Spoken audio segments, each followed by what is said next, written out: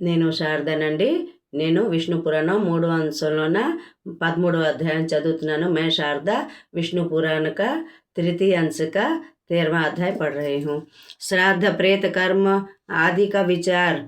पुत्र उत्पत्ति के उपरांत पिता को वस्त्रों सहित स्नान करना चाहिए। तत्पश्चात जात कर्म संस्कार और अभ्युदयिक श्राद्ध करना चाहिए। फिर देवता एवं पितृगण हेतु अपने दोनों ओर दो दो ब्राह्मण बिठाकर प्रीतिपूर्वक भोजन कराएं। राजा सगर को संबोधित करते हुए आओ बोले, हे राजन, पूर्व अथवा उत्तर दिशा की ओर मुख करके दही, अक्षत और बद्री फल से बने पिंडों से देव तीर्थ और प्रजापति तीर्थ दान करें। इस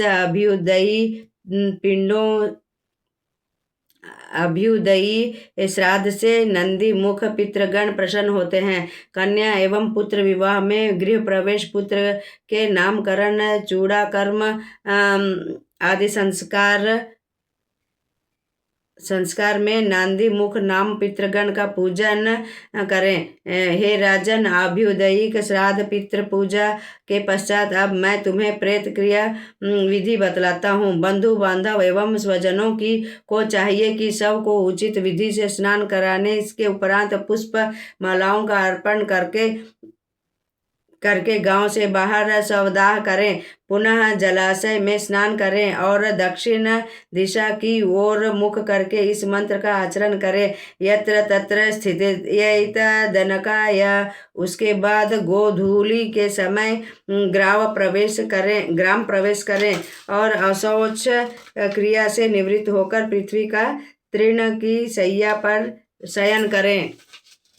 मृत व्यक्ति के लिए प्रतिदिन पृथ्वी पर पिंड दान करना चाहिए और मांस हिंसा भोजन ग्रहण करें। इच्छानुसार ब्राह्मणों को भी भोजन कराएं। ब्राह्मणों को भोजन कराने से मृतक की आत्मा तृप्त होती है। अशौच के चौथे दिन अस्थि चयन करना चाहिए। उसके बाद सपिंड बंधुजनों का अंग स्पर्श करना चाहिए। अस्थि चयन के बाद शयन के लिए आसन उपयोग किया जा सकता है, किंतु स्त्री संसर्ग करना वर्जित है।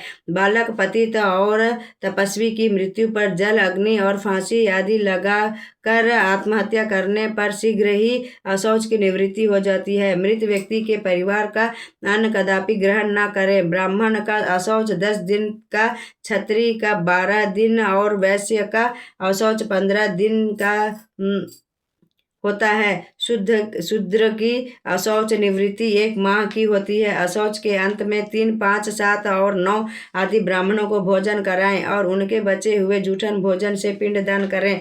ब्राह्मण भोजन के बाद चारों वर्ण की जल, शस्त्र, लाठी आदि से स्पर्श करें। समस्त वर्णों के लिए जो जाति धर्म बतलाए गए हैं उसी के अनुसार आचरण करना उत्तम है। सब पिंडकरण कर्म को 1 वर्ष 6 माह अथवा 12 दिन के बाद एकोदिष्ट श्राद्ध की विधि से करना चाहिए। इसमें तिल, गंध और जल से युक्त 4 पात्र रखें।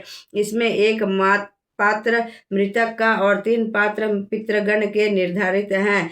मृत पुरुष के पात्र वाले जल से पितृगणों के पात्रों पर छिड़कावें करें। पुत्र, पौत्र, प्रपौत्र, भाई, भतीजा आदि श्राद्ध क्रिया करने का अधिकार होता है। यदि इनमें से कोई उपस्थित न हो तो मातृपक्ष को पिंडदान का अधिकार है। पितृकुल के नष्ट होने पर स्त्री इस क्रिया को संपन्न कर सकती है। स्त्री भी न हो तो मृतक को धन से संपूर्ण प्रेत कर्म राजा करें।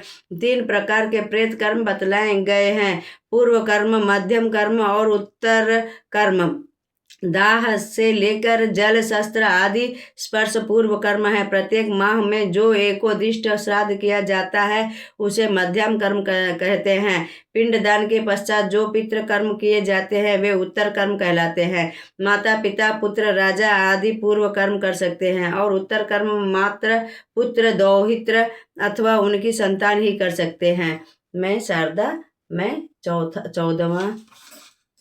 13वां अध्याय समाप्त करती हूँ।